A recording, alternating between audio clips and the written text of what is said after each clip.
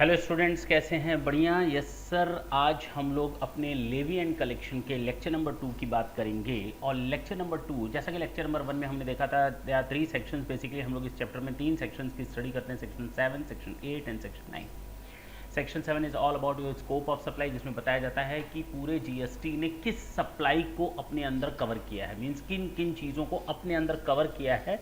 That is all about covered by section 7। Section 8 हमें बताता है ये टैक्स लायबिलिटी क्या होती है दो चीज़ों में, कंपोजिट एंड मिक्स्ड सप्लाई के केस में। अगर आप कंपोजिट सप्लाई करते हैं तो आपकी टैक्स लायबिलिटी कैसे जनरेट होगी, और मिक्स सप्लाई करते हैं सर क्या होता है, ये दोनों अरे आएंगे, सेक्शन 7 खत्म होने दो ना।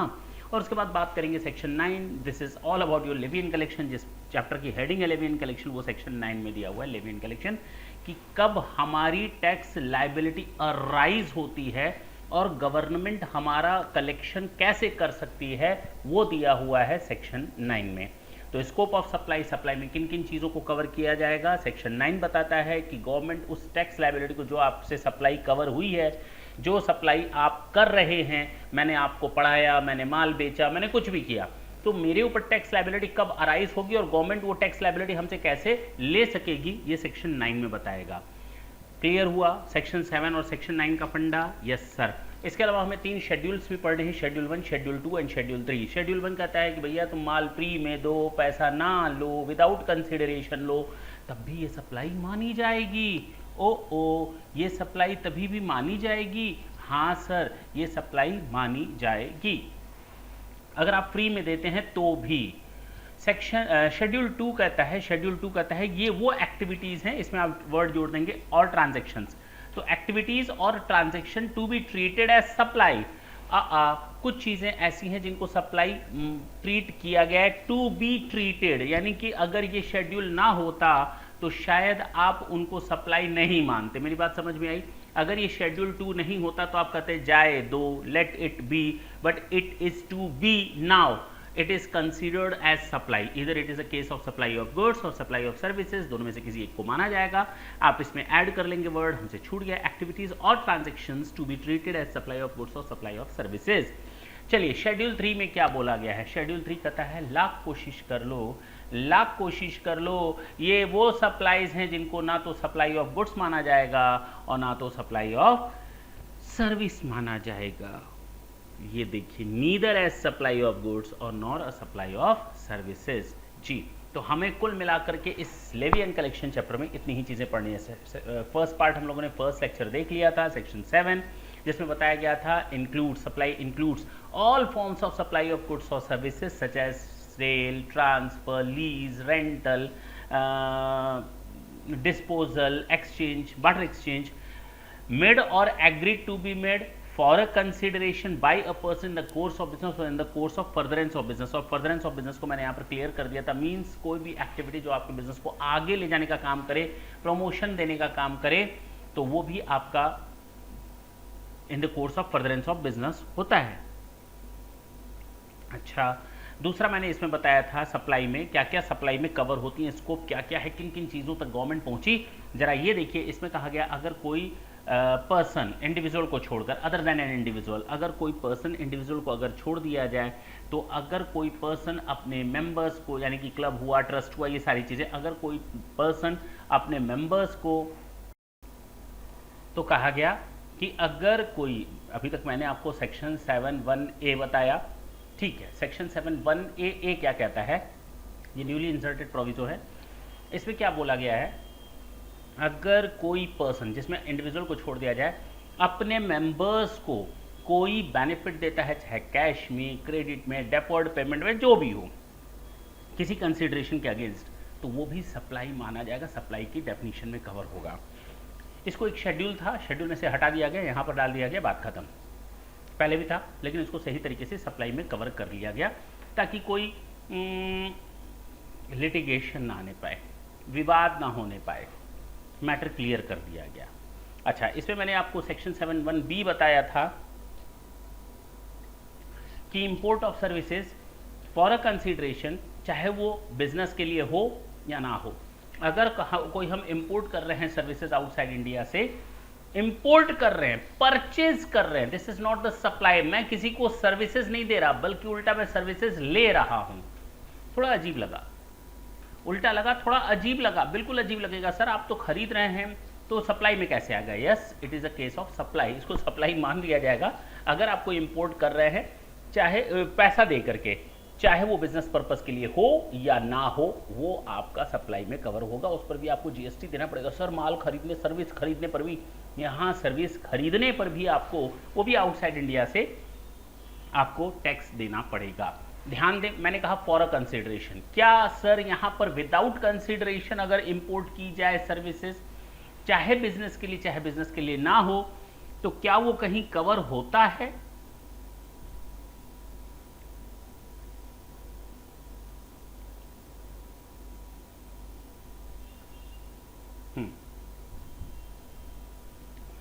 अगर कोई इंपोर्ट ऑफ सर्विस करते हैं किसी भी पर्सन से, आउटसाइड इंडिया से इंपोर्ट करते हैं सर्विसेज किसी भी पर्सन से, तो वो भी हमारा मान लिया जाएगा क्या? सप्लाई। ये शेड्यूल 1 में लिखा हुआ है, तो अब आपको ज़्यादा सोचने की जरूरत नहीं है। अभी मैंने आपको शेड्यूल 1 नहीं पढ़ाया तो कंफ्यूज होने की जरूरत नहीं है। बस आप इतना समझिए कि सेक्शन 7(1)(a) कहता है कोई भी आप सप्लाई देते हैं गुड्स की, सर्विसेज की, और किसी कंसिडरेशन के अगेंस्ट किसी पर्सन के द्वारा, चाहे तुरंत चाहे फ्यूचर में, तो वो सप्लाई मान ली जाएगी। बिजनेस के लिए होना चाहिए, बिजनेस के लिए होना चाहिए। इसी के आगे आया बिजनेस के लिए होना चाहिए। अगर कोई सोसाइटी है, वो अपने मेंबर्स को, क्लब वगैरह अपने मेंबर्स को कोई बेनिफिट देते हैं, चाहे कैश में, चाहे डेफर्ड पेमेंट्स में, चाहे क्रेडिट पे, चाहे किसी भी तरीके से वैल्यूएबल कंसिडरेशन, तो वो भी सप्लाई मान ली जाएगी। इसके बाद मैंने बताया इंपोर्ट करते हैं अगर आप सर्विसेज आउटसाइड इंडिया से, चाहे वो बिजनेस के लिए हो या ना हो, कोई फर्क नहीं पड़ता, पैसा देकर अगर आपने खरीदा है, क्योंकि पैसे की बात ही हो रही है, फॉर कंसिडरेशन। यानी आप ये कह सकते हैं कि ये जो अपवाद है, ये जो पॉइंट है ना ए, जो हम अपने मेंबर्स को देते हैं, तो लिखा है बाई अ पर्सन, तो एक पर्सन दूसरे पर्सन को बेनिफिट देता है, यानी कि 2 पर्सन होने चाहिए, 2 पर्सन मस्ट बी देयर। इसका मतलब तो यही निकला कि एक बंदा अपने आप को सर्विसेज नहीं दे सकता, लेकिन यहां पर एक बंदा अपने आप को सर्विसेज दे सकता है। कोई क्लब, कोई सोसाइटी कह सकती है भैया हम अपने मेंबर्स को ही सर्विसेज दे रहे हैं, हम अपने आप को ही माल बेचेंगे क्या, हम अपने आप से ही सर्विसेज लेंगे? हाँ होगा। ये देखिए ना, इसका अपवाद है, ये इसके अगेंस्ट है, ठीक है ना, इसको क्लियर किया गया। कंसिडरेशन के अगेंस्ट इसका अपवाद है कि भैया अगर आप इंपोर्ट ऑफ सर्विस करते हो, भले ही कंसिडरेशन ना हो, कोई फर्क नहीं पड़ता, बिजनेस के लिए हो, सॉरी ये कहता है अगर बिजनेस के लिए हो या ना हो, इसके अगेंस्ट में है, ठीक है ना, चाहे वो बिजनेस के लिए हो या ना हो, इसके एक्सेप्शन को इसी में शामिल कर लिया गया। ठीक है सर, नेक्स्ट। अच्छा, ये जो मैंने बताया केवल इंपोर्ट ऑफ सर्विसेज के लिए बताया, ये इंपोर्ट ऑफ गुड्स के लिए नहीं, क्योंकि इंपोर्ट ऑफ गुड्स के लिए आपको मालूम है कि पोर्ट पर माल रुक जाता है, वहाँ इंपोर्ट ड्यूटी देनी पड़ती है। आपने अगर कोई सामान इंपोर्ट किया हुआ है तो गवर्नमेंट आपसे पोर्ट पर उस समय कस्टम ड्यूटी ले लेती है, इंपोर्ट ड्यूटी ले लेती है। जबकि इंपोर्ट ऑफ सर्विसेज, अगर आप ऑनलाइन किसी को सर्विसेज दे रहे हैं तो पता ही नहीं चलेगा गवर्नमेंट को क्या हुआ क्या नहीं, तो गवर्नमेंट कहती है जैसे गुड्स आता है टैक्स लगता है, उसी तरह सर्विसेज भी इंपोर्ट करने पर आपके ऊपर टैक्स लगेगा। जब आप कोई गुड्स आउटसाइड इंडिया से खरीदते हैं, आप अपने लिए खरीदते हैं या बिजनेस के लिए खरीदते हैं, कोई फर्क नहीं पड़ता, आपको इंपोर्ट ड्यूटी देनी पड़ती है। उसी तरह सर्विसेज जब आप आउटसाइड इंडिया से इंपोर्ट करेंगे, चाहे वो आप अपने लिए खरीदें चाहे पर्सनल बिजनेस के लिए खरीदें, कोई फर्क नहीं पड़ता। आप पैसा देकर अगर कोई चीज खरीदते हैं तो उस पर आपको जीएसटी देना पड़ेगा। Activity specified in schedule 1।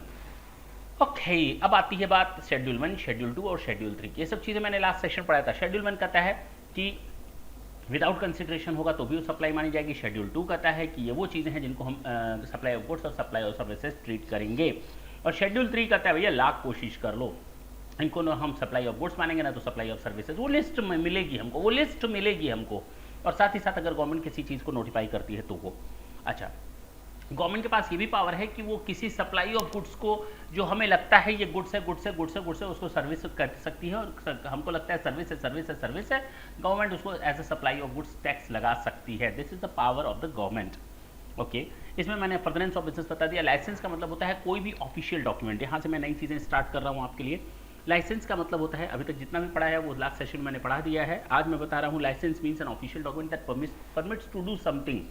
अगर आपको कोई लाइसेंस मिला है, इसका मतलब आप कोई काम करने के लायक हो तो आपको लाइसेंस मिला है। that makes you unable to do something which you cannot do so. okay, lease is an lease agreement, जिसमें आप किसी राइट को लेते हैं। लीज, अगर आपने कोई जमीन लीज पर ले ली तो इसका मतलब जितने समय के लिए आपने वो जमीन लीज पर ली है उसको आप यूज कर सकते हैं, ठीक है ना। डिस्पोजल, किसी चीज से छुटकारा पाना।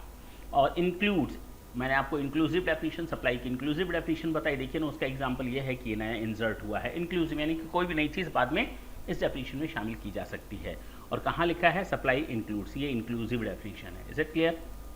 सेक्शन 7 रिपीट हो गया आपके साथ पूरा पूरा, और ये भी जो एक्स्ट्रा पॉइंट है वो भी मैंने कवर करवा दिए। कुछ एग्जाम्पल मैंने टच नहीं किए थे, वो मैं एग्जाम्पल अब मैं टच करने जा रहा हूँ। स्टार्ट कर रहा हूँ एग्जाम्पल नंबर 11 से, और आराम से देखेंगे, कोई हड़बड़ी नहीं है। Section 7 is done done done done. कहता क्या है, mister x a developer of information technology software.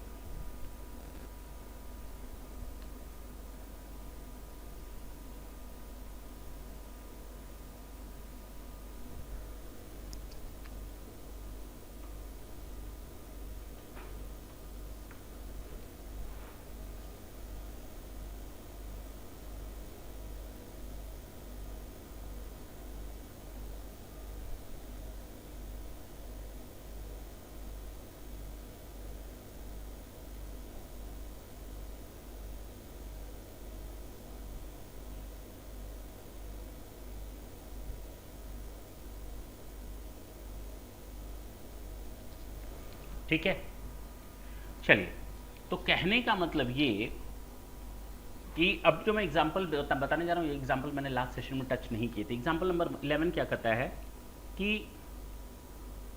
Mister X एक डेवलपर है इंफॉर्मेशन टेक्नोलॉजी सॉफ्टवेयर का और एक लाइसेंस होल्ड करता है। License to use software was given to different client, मतलब एक मिस्टर एक्स डेवलपर है, उसके पास एक सॉफ्टवेयर है और वो सॉफ्टवेयर का लाइसेंस होल्डर है। वो जिसको चाहे वो लाइसेंस दे सकता है उस सॉफ्टवेयर को यूज करने के लिए। License is not license to use software was given to different client, और उसने ऐसा ही किया, कई क्लाइंट को उसने वो सॉफ्टवेयर दिया यूज करने के लिए, और टोटल मिलाकर उससे 18 लाख मिलता है। क्या ये जीएसटी में आएगा? बिल्कुल। This is the supply of services. भाई अगर मेरे पास कोई लाइसेंस है, मैं उसको किसी को यूज करने के लिए दे रहा हूं और मैं उससे कुछ कमा रहा हूं, बट ऑब्वियस है ये सप्लाई ऑफ सर्विसेज हैं। अच्छा, mister A owns a residential building in a prime commercial locality, large packet land in the backyard is given on rent. मेरे पास एक बड़ी बिल्डिंग है रेजिडेंशियल और उसके पीछे बहुत बैकयार्ड यानी कि पीछे की जगह खाली पड़ी हुई है, मैंने वो पार्किंग के लिए दे दी एक कॉन्ट्रैक्टर को 1,80,000 में। क्या वो जमीन अगर मैं किसी कॉन्ट्रैक्टर को देता हूँ, is it a case of supply? Yes, मैंने कुछ दिया है तभी तो मुझे कंसिडरेशन मिल रहा है। अब चाहे मैंने गुड सप्लाई की हो चाहे मैंने सर्विसेज, तो नॉर्मली पार्किंग एरिया के लिए आपने अपनी जमीन अलॉट कर दी किसी को, for the time being rent पर दे दिया, तो it's a case of supply of service. जमीन नहीं दी मैंने, जमीन मैंने बेची नहीं है। जमीन बेचना और यूज करना दोनों में अंतर है। जमीन दे देना यानी मैंने जमीन बेच दी, पैसा ले लिया, this is the case of supply, और इमूवेबल प्रॉपर्टी सप्लाई नहीं होती, आएगा। दूसरा कि हमने जमीन को यूज करने के लिए दिया, अब सामने वाला उस जमीन को यूज करेगा, हमें किराया देगा, जमीन को यूज करेगा, हमें किराया देगा, वो पार्किंग लॉट्स बनाएगा, हम उसको उसका किराया देगा। It's a case of lease, और ये हमारा सप्लाई ऑफ सर्विस की केस में आता है। मिस्टर एक्स है, ओनर है बिल्डिंग का, जो commercial ground floor is given on rent, ठीक है। Mister Y use the same for his residence. जब आप रेजिडेंस की बात करते हैं, मेरे पास एक बिल्डिंग है, मैंने उसमें से एक ग्राउंड फ्लोर जो है किराएदार को दे दिया।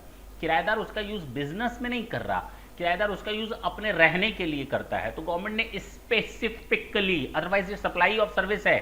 मैं क्या बोल रहा हूँ, ये सप्लाई ऑफ सर्विस है। जैसे आपने पार्किंग लॉट्स के लिए आपने एक एरिया दे दिया, बैकयार्ड एरिया दे दिया, और वहां से किराया आ रहा है, it's a case of supply, supply of service. उसी तरह अगर मेरा कोई ग्राउंड फ्लोर है खाली है, मैंने उसको किराए पर दे दिया, again it's a case of supply of service. मैं वहां सप्लाई ऑफ सर्विस दे रहा हूँ, सामने वाला मुझे रेंट देगा, मैं उसको यूज करने के लिए दिया है, लीज पर दिया है मैंने एक बिल्डिंग। लेकिन आगे चलकर आप ये पढ़ेंगे कि अगर रेजिडेंशियल पर्पस से किराए पर कोई मकान उठाया जाता है तो वो माफ होता है, स्पेशली एग्जेम्प्ट होता है। तो यहां पर मैंने लिख दिया स्पेसिफिकली एग्जेम्प्ट है। अदरवाइज नॉर्मली अगर मैं आपको बात बताऊं सप्लाई है या नहीं, तो आपका आंसर होगा yes, it's a case of supply. दूसरा पॉइंट आपके दिमाग में आ रहा होगा, क्या इस पर जीएसटी लगेगा? तो मैं कहूंगा नहीं लगेगा, क्योंकि गवर्नमेंट ने स्पेसिफिकली इसको एग्जेम्प्ट किया है। आगे आने वाले चैप्टर में आप इसको समझेंगे, देखेंगे कि हाँ, अगर मैंने किसी को किराए पर कोई दिया है, स्पेसिफिकली रेजिडेंशियल पर्पज से मैं एम्फेसाइज कर रहा हूं, रेजिडेंशियल पर्पज के लिए वर्ड यूज कर रहा हूं, तो ही माफ है। एक स्पोर्ट्स क्लब है, एग्री करता है service of cricket player mister C for a consideration 2 crore. एक स्पोर्ट्स एसोसिएशन है, या ये कह सकते हैं स्पोर्ट्स क्लब है, उसने एक जो होते हैं ना, जो प्लेयर होते हैं, उसको हायर किया, भैया मैं तुम्हें 2 करोड़ दूंगा, बोली लगाई, उसको 2 करोड़ दे रहा है, और उसको साथ साथ एक कार की भी फैसिलिटी दे रहा है, और कार है 20 लाख की। एक तरह से देखा जाए तो मैंने सामने वाले को 2 करोड़ नहीं दिए, I am not paying only ₹2 crore, along with that I am giving him a car worth ₹20 lakh. I am just transferring the car to him.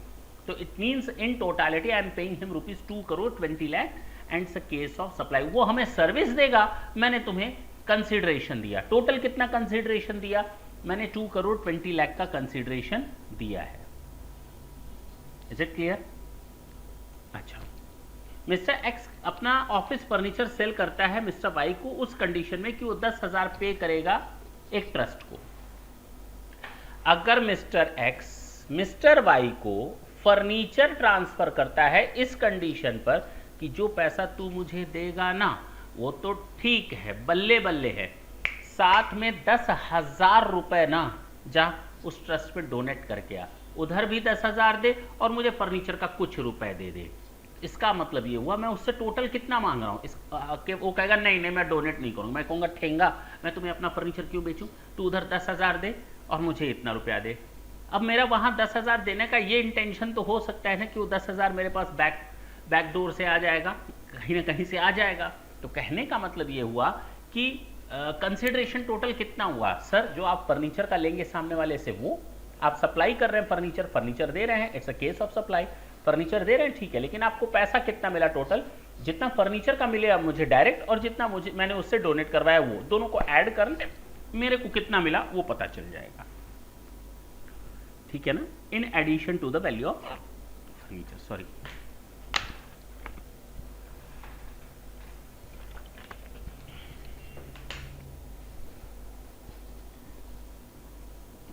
Question example number 16 देखते हैं क्या कहता है। मेसर्स देव लिमिटेड ने अपना बिजनेस आरएन लिमिटेड को बेच दिया 50 लाख रुपए में। कितने में? 50 लाख रुपए में। आरएन लिमिटेड ने देव लिमिटेड को 50 लाख रुपए, मैंने अपना बिजनेस सारा का सारा दे दिया आरएन लिमिटेड को और उससे मैंने 50 लाख रुपए ले लिए। अब देव लिमिटेड ने 50 लाख रुपए लेने के बाद अगले दिन से फिर से वही बिजनेस स्टार्ट कर दिया। अब आरएन लिमिटेड हैरान और परेशान कि भाई मैंने इसका बिजनेस तो पूरा ले लिया, इसने मुझसे 50 लाख रुपए भी लिए, अब वही बिजनेस फिर से शुरू कर दिया, तो मेरे इसके बिजनेस को लेने का फायदा क्या? तो देव लिमिटेड ने कहा देख आरएन लिमिटेड ने कहा देख देव लिमिटेड, तूने अपना बिजनेस मुझे दे दिया है आरएन लिमिटेड को, अब तू दोबारा ये बिजनेस नहीं करेगा। देव लिमिटेड ने कहा देख तूने जो मुझे पैसा दिया है ना, मैंने बिजनेस सेल करने का तुझसे पैसा लिया है, मैंने बिजनेस दोबारा ना स्टार्ट करने का पैसा तुझसे नहीं लिया, ला 20 लाख रुपए और दे, मैं 10 साल तक वो बिजनेस स्टार्ट नहीं करूंगा।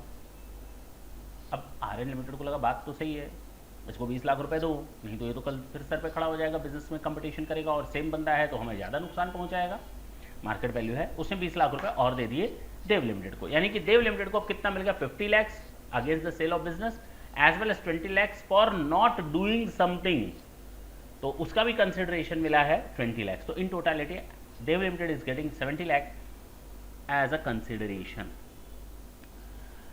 17, Mr. A during long drive with his wife Bella violated traffic rules and was imposed fine of ₹1,000 the amount received। इसको क्या सप्लाई मानेंगे? भैया हुआ क्या कि ट्रैफिक पुलिस ने पेनाल्टी लगा दी, क्या अब इसे सप्लाई माना जाना चाहिए? सप्लाई ऑफ सर्विस, क्योंकि गुड्स तो कुछ गया नहीं, रूल तोड़ा गया, रेड लाइन क्रॉस की, पेनाल्टी लग गई, ट्रैफिक पुलिस ने बना दी, पर्ची चिपका दी मेरे ऊपर। अब ये बताओ क्या ये सप्लाई ऑफ सर्विस है? रूल तोड़ने पर अगर आपको कोई पेनाल्टी लगाएगा तो सप्लाई मानेंगे आप, उस पर जीएसटी लगाएंगे, उसको लीगलाइज करेंगे? क्या बात करते हैं, ऐसे कैसे हो सकता है? तो पेनाल्टी अगर लॉ तोड़ने के अगेंस्ट है तो वो कभी भी लीगलाइज नहीं किया जा सकता, क्योंकि लॉ को ब्रेक करने के अगेंस्ट है। उसको आप सप्लाई नहीं मान सकते, उसको आप लीगलाइज नहीं कर सकते। अगर उस पर जीएसटी लगने लगेगा तो वो लीगलाइज्ड हो जाएगा, तो लोग कहेंगे तोड़ते हैं ना रूल, लगाओ चार्ज, लगाओ जीएसटी, तो वो फिर काम का नहीं है, उसको सप्लाई की कैटेगरी में नहीं रखा गया, will not be considered as consideration, और वो सप्लाई नहीं है। ठीक है। The following generally not considered as consideration, grant of pocket money, अगर मम्मी अपने बच्चे को, पापा अपने बच्चे को कोई पॉकेट मनी देते हैं तो वो सप्लाई नहीं होती। अगर आप कोई डोनेशन वगैरह देते हैं तो वो भी सप्लाई नहीं मानी जाएगी। आएगा इस पर डिटेल में, ये जो लिखा है ये आएगा आगे। अगर हस्बैंड वाइफ के बीच में डाइवोर्स हो रहा है और हस्बैंड ने अपनी वाइफ को या वाइफ ने अपने हस्बैंड को छुटकारा पाने के लिए कुछ पैसा दे दिया तो वो एलिमनी भी आपका सप्लाई नहीं मानी जाएगी। No GST on good supplied under pre warranty. Example number 19 क्या कहता है कि अगर मान लेते हैं मैंने एक कंप्यूटर खरीदा और कंप्यूटर मेरा वारंटी में है, अचानक उसका कीबोर्ड खराब हो गया, कंपनी का बंदा आया, कीबोर्ड चेंज करके चला गया, बात खत्म। अब कंपनी से 2 कीबोर्ड निकले। ओरिजिनल सप्लाई जब उसने की थी तो ओरिजिनल कीबोर्ड फर्स्ट टाइम जब मैंने बाई किया था उस समय मिला था।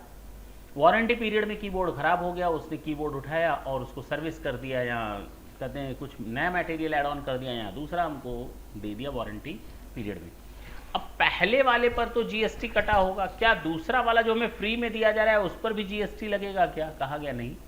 ऑलरेडी जब हमसे पैसा लिया जा रहा था ओरिजिनल सामान का, जब हमसे पहली बार कंप्यूटर खरीदने का पैसा लिया जा रहा था जिसमें कीबोर्ड भी शामिल था, तो उस समय प्रोविजनली बेसिस पर हमसे कुछ पैसा एक्स्ट्रा ले लिया जाता है हर एक कस्टमर से, पास्ट सिस्टम को देखते हुए, पास्ट एक्सपीरियंस के बेसिस पर। इसका मतलब कि ओरिजिनल पर हमने वो पैसा दे दिया है, दोबारा वो सप्लाई नहीं मानी जाएगी, और ये जो कंपोनेंट होगा उस पर हमें जीएसटी देने की जरूरत नहीं है। No GST is chargeable on such replacement though supply is in the course of business but countries consideration is missing. Important word है consideration is missing. The value of supply made earlier includes the charge. Okay, therefore the supplier who has undertaken the warranty replacement is not required to reverse credit on it। अभी आप ये line नहीं जानेंगे, इस line को अभी जानने की जरूरत नहीं है। जब आप एक चैप्टर पढ़ेंगे ITC, at that time you will come to know that what exactly this line is. Okay, question example number 20 देखते हैं क्या कहता है। अगर आप मंदिर वगैरह में जाते हैं और वहाँ से आपको प्रसाद मिलता है तो वो जीएसटी नहीं मानी जाएगी। Free distribution of goods by A charitable institution. Okay, अगर कोई चैरिटेबल इंस्टीट्यूशन है, वर्ड यूज़ किया गया चैरिटेबल इंस्टीट्यूशन, जब एग्जामिशन का वर्ड आएगा ना, एग्जामिशन चैप्टर में हम लोग पढ़ेंगे चैरिटेबल इंस्टीट्यूशंस के बारे में, तो उसको भी टैक्स नहीं लगाया गया। अगर कोई फ्री डिस्ट्रीब्यूशन कोई चैरिटेबल इंस्टीट्यूशन करती है, वो चैरिटेबल इंस्टीट्यूशन जो रजिस्टर्ड है, अगर वो ऐसा डिस्ट्रीब्यूशन करती है तो वहाँ पर भी टैक्स नहीं लगेगा, as there is no consideration involve in supply. चलिए, हो गया हम लोग का पूरा एग्जाम्पल, जितने एग्जाम्पल हमको सेक्शन 7 से रिलेटेड करने दें। अब हम आपके सामने बात करेंगे शेड्यूल 1 की। और शेड्यूल 1 कहता क्या है? क्या कहता है शेड्यूल 1? कि भाई आप किसी को फ्री में भी सप्लाई दो ना, किसमें? फ्री में, even though there is no any consideration, कोई कंसिडरेशन नहीं होगा, लेकिन उसके बावजूद हम इसको सप्लाई मानेंगे और जीएसटी लगेगा, यानी सप्लाई मानेंगे। इसीलिए इसका दूसरा नाम है डीम्ड सप्लाई। सोचिए, एग्जाम में अगर क्वेश्चन आ जाता है give us the list of deemed supply, बच्चे कंफ्यूज, डीम्ड सप्लाई किसे कहते हैं? भैया शेड्यूल 1 जो है वो डीम्ड सप्लाई के बारे में ही है। वो साफ साफ कहता है कोई भी एक्टिविटीज उसको हम to be treated as supply even though without consideration. Consideration नहीं होगा ना तो भी हम उसको क्या मानेंगे? सप्लाई। पहला पॉइंट एक एक करके देखते हैं, बहुत आसानी के साथ निपटेगा, लेकिन हाँ पॉइंट्स को याद रखना इंपॉर्टेंट है। इनको भूलना तो बहुत तेज़ी से भूल जाता है, लेकिन याद रखना इंपॉर्टेंट है। जैसे सेक्शन 7 में अभी कई लोगों से पूछ लूँ क्या बताया तो गोल मटोल जवाब आएगा, 7 में से 3 पॉइंट तो उड़ ही जाएंगे। शेड्यूल 1 ये कहता है, अब मैं एक बात और क्लियर कर दूं, अगर पूरे जीएसटी में सबसे बोरिंग चैप्टर कोई है ना तो वो यही है, कोई और नहीं। अगर मैं कहूँ सबसे बोरिंग चैप्टर, सबसे बेकार चैप्टर कौन सा है, वो यही है जो आप पढ़ रहे हैं, सेक्शन 7, 8, 9। सेक्शन 10 ऑनवर्ड्स आपको मज़ा आना शुरू हो जाएगा, 8 में भी मज़ा आएगा, 10 में भी मज़ा आएगा, लेकिन ये जो 7 और 9 का लोचा है ना, मैक्सिमम लोगों को परेशान करता है, वो बड़ा बोर फील करता है उनको। लेकिन मैं एक चीज़ क्लियर कर दूं फिर से कि जो चीज़ बोर करती है ना, बेसिक अंडरस्टैंडिंग वहीं से जनरेट होती है। तो ये चैप्टर आपको बोर भले कर रहा है, लेकिन आपको पूरे के पूरे सब्जेक्ट के बारे में एक बेस, एक फाउंडेशन तैयार करवा रहा है। बेसिकली सप्लाई का मतलब क्या होता है, सप्लाई में कौन कौन सी चीज़ें कवर होती हैं, टैक्स का इम्पोजिशन कब होता है और टैक्स का कलेक्शन कब होता है, इंपॉर्टेंट चीज़ें हैं। उसके साथ साथ सेक्शन 8 आपको कंपोजिट सप्लाई और मिक्स सप्लाई के बारे में बताएगा। शेड्यूल 1, 2, 3 जो कि पूरे चैप्टर में बीच बीच में कवर होने वाली चीज़ें हैं, वो सारी की सारी चीज़ें इसमें हैं। तो ये आपको बेसिक इंट्रोडक्शन के साथ साथ इस पूरे सब्जेक्ट के बारे में एक अच्छी अंडरस्टैंडिंग क्रिएट करवाएगा। डीम्ड सप्लाई किसे कहते हैं? अब पहला पॉइंट है कि अगर मैं परमानेंट डिस्पोज ऑफ कर लूं, परमानेंट ट्रांसफर या डिस्पोज ऑफ कर लूं बिजनेस एसेट को, क्या वर्ड यूज किया गया है? तो अगर मेरे पास कोई बिजनेस एसेट है, मेरी बात ढंग से समझें, और मैंने इसको परचेज किया था, कभी खरीदा था पास्ट में, किस पर्पस के लिए? इन the course of business, on the course of furtherance of business, तो बिजनेस पर्पस के लिए खरीदा था।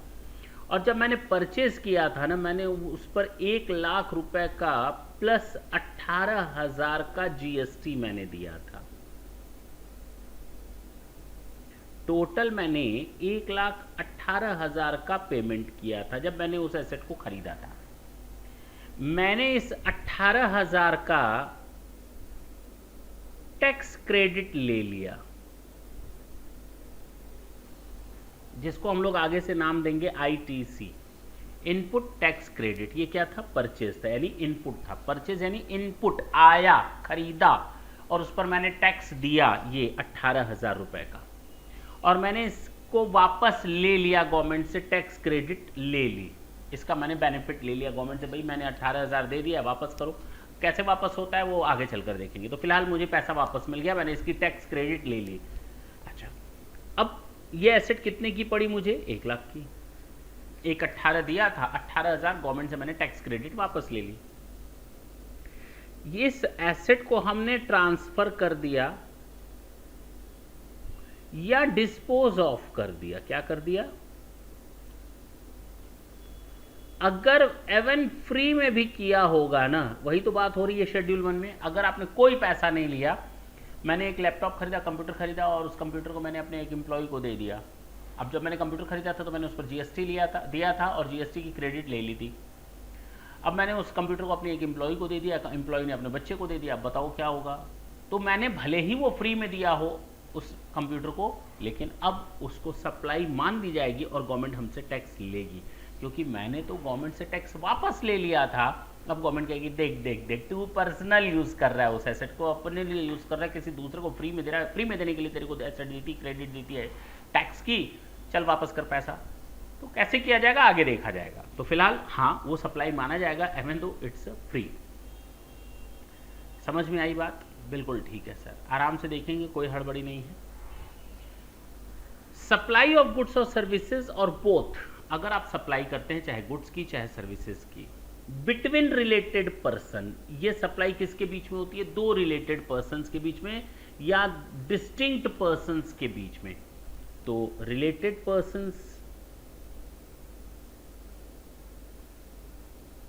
और डिस्टिंक्ट पर्संस,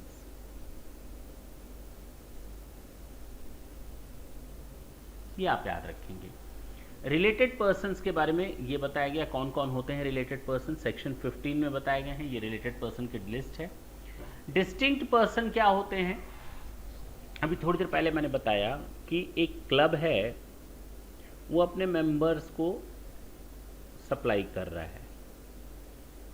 वो ये कह सकता है भाई हम तो एक ही हैं, मैं क्लब हूँ, मेरे मेंबर्स हैं, हम अपने आप को सप्लाई कैसे कर सकते हैं? It's not a case of supply. हम तो फ्री में दे रहे हैं, हम अपने मेंबर्स को दे रहे हैं, तो हम ही को सप्लाई कैसे कर सकते हैं? तो गवर्नमेंट ने कहा ना, ये जो सेक्शन 7(1) AA आया ना, नया इंट्रोड्यूस हुआ, इसमें शेड्यूल से हटा करके। बेसिक पर्पस इसका यही कि इसको सप्लाई में कवर कर लो, सारे के सारे बवाल जो लिटिगेशन है ख़त्म कर दो। तो अगर कोई बंदा डिस्टिंक्ट पर्सन है, ये डिस्टिंक्ट पर्सन माने जाएंगे, आप एक नहीं मानेंगे, इनको आप डिस्टिंक्ट पर्सन मानेंगे। ये दो अलग अलग लोग हैं, क्लब और उसके मेंबर्स दो को अलग अलग डिस्टिंक्ट माना गया है। तो ये नहीं कह सकता अब कि ये एक ही है, ये दो अलग अलग लोग हैं। क्लियर हुआ। दूसरा, अगर कोई पर्सन्स आपस में रिलेटेड पर्सन्स हैं और सप्लाई होती है, रिलेटेड पर्सन्स क्या होते हैं, सेम फैमिली के मेंबर हैं, उसी कंपनी का डायरेक्टर है। ये देखिए, अगर कोई पर्सन उसी कंपनी का ऑफिसर या डायरेक्टर्स है, मान लो एक्स लिमिटेड ने वाई लिमिटेड को सप्लाई किया,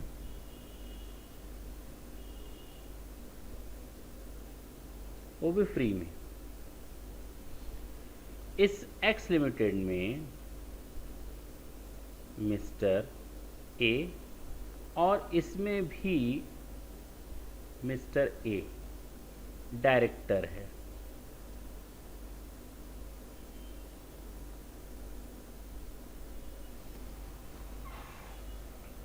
तो एक ही बंदा दोनों में डायरेक्टर है,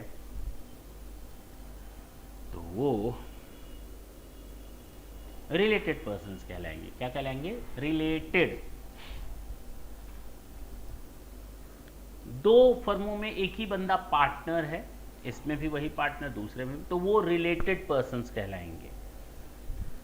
एम्प्लॉयर एम्प्लॉई का रिलेशनशिप है, मेरे अंडर में अगर कोई काम कर रहा है, एम्प्लॉयर मैं हूं, एम्प्लॉयर वो है एम्प्लॉई, तो वहां पर एम्प्लॉयर एम्प्लॉय, तो उनको भी हम रिलेटेड पर्सन ही बोलेंगे। एक ही बंदा दो कंपनियों में डायरेक्टर है, एक ही बंदा दो अधिक फर्मों में पार्टनर है, एम्प्लॉयर एम्प्लॉय का रिलेशनशिप है। या कोई एक बिजनेस दूसरे बिजनेस पर कंट्रोल रखता है, या उन दोनों बिजनेस पे कोई तीसरा बंदा कंट्रोल रखता है। सर बिल्कुल नहीं समझ में, अभी शॉर्टकट में बता रहा हूं, टेंशन लेने की जरूरत नहीं है। They are the members of the same family. या कोई एक पर्सन दूसरे में ओन करता है, कंट्रोल करता है। सर एक बार फिर बताइए ना, इस पॉइंट को 2 मिनट के लिए छोड़ देते हैं, ये जो आधे में रह गया है। अब जरा देखिए, दो लोग रिलेटेड पर्सन कहलाएंगे, वो सेक्शन 15 के एक्सप्लेनेशन में वैसे दिया हुआ है। ये कहाँ से मिला है? ये सेक्शन 15 नहीं है, इसका एक्सप्लेनेशन है। आप आगे पढ़ेंगे सेक्शन 15, जो वैल्यू कैलकुलेट की जाती है, जीएसटी वैल्यू, टैक्सेबल वैल्यू, वो वहाँ पर होती है। कैसे वैल्यू डिटरमाइन की जाती है वो सेक्शन 15 में देखेंगे, लेकिन फिलहाल अभी छोड़ देते हैं, वहाँ नहीं जाते। एक्सप्लेनेशन दिया हुआ है सेक्शन 15 का, वहाँ पर दिया हुआ है कि रिलेटेड पर्सन्स कौन होते हैं। तो कहा गया, for the purpose of this act related person shall be deemed to be related if, अगर ये शर्तें पूरी होती है, कोई भी एक शर्त पूरी होती है, तो वो रिलेटेड पर्सन कहलाएंगे। Such persons are officers or directors of one another's business. एक ही बंदा एक बिजनेस में ऑफिसर है, दूसरे बिजनेस में डायरेक्टर है, तो दोनों बिजनेस रिलेटेड हो गए। एक ही बंदा एक बिजनेस में डायरेक्टर है, दूसरे में भी डायरेक्टर है, दोनों बिजनेस रिलेटेड पर्सन्स हो गए। वही बंदा एक बिजनेस में ऑफिसर है, दूसरे में भी ऑफिसर है, वो दोनों बिजनेस रिलेटेड पर्सन्स हो गए। Got it? Such persons are legally recognized partners in business. अब दो लोग हैं, वो दोनों लोग पार्टनर्स हैं, एक फिर दूसरे बिजनेस को भी कर रहा है, एक तीसरे बिजनेस को कर रहा है, तो वो दोनों बिजनेस भी भाई उनमें एक एक बंदा ऐसा है जो आपस में किसी तीसरे में पार्टनर्स हैं, तो वो दोनों बिजनेस भी रिलेटेड पर्सन्स कहलाएंगे। ये एक्स, ये Y, X brothers, Y brothers, और इसमें मिस्टर जेड है, इसमें भी मिस्टर एक्स है, ठीक है। और ये दोनों एक्स वाई ब्रदर्स में पार्टनर्स हैं, हो सकता है।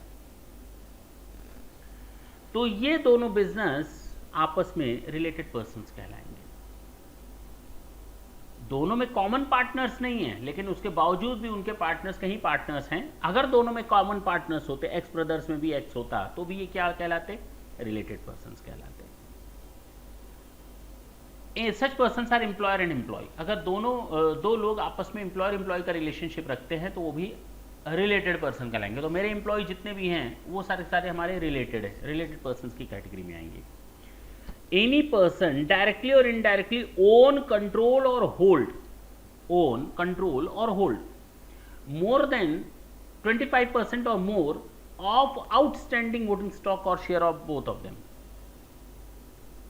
कोई पर्सन किसी कंपनी में ओन करता है, किसी कंपनी को कंट्रोल करता है या किसी कंपनी के होल्ड करता है, उसके वोटिंग पावर को, वोटिंग शेयर को, इक्विटी शेयर को कम से कम 25% या उससे अधिक, तो वो आपस में रिलेटेड पर्सन कहलाएंगे। तो कंपनी और ये शेयर होल्डर दोनों आपस में रिलेटेड पर्सन कहलाएंगे।